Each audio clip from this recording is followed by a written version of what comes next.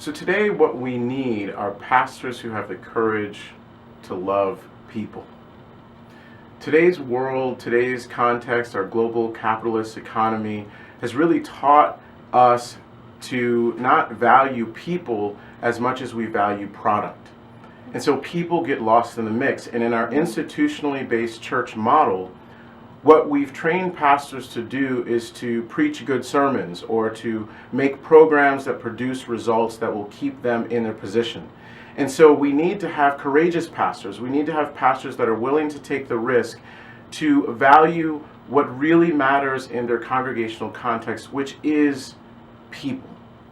What I'm really talking about here is the second greatest commandment. Love your neighbor as yourself.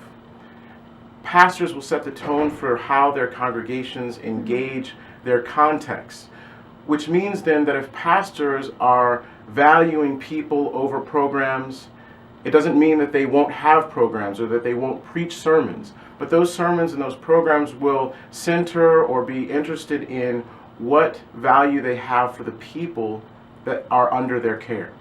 And so pastors will ask questions like, how is this program, or how is this sermon, or how is this meeting that I'm running going to benefit the people whom God has entrusted to my care? Similarly, congregations need to be places that take the second greatest commandment seriously. Love your neighbor as yourself. Maybe even literally. Perhaps we need to have some fundamentalists about God's second greatest commandment. See, we've got all the wrong kinds of fundamentalists. Fundamentalists usually are those people that we think of who take the Bible or take certain words or verses literally. But what if we were to take God's second greatest commandment, love your neighbor as yourself, as literally as we take some other scriptures? I mean, really love your neighbor. Love those people nearest to you. Love people who are close to you. A pastor once said to me that if you imagine your church in a context or in a neighborhood, and you wake up one morning and that church no longer exists, someone has destroyed it or removed it from the community, and if there's no outcry from that community, then he suggests that maybe that church didn't belong there in the first place.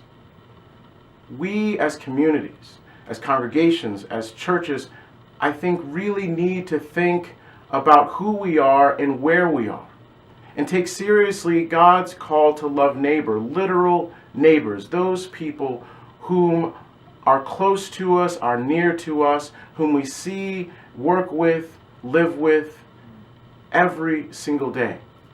Because valuing people over programs will ultimately help us become the kind of folks that God is asking us to be. Folks who are in relationship with one another.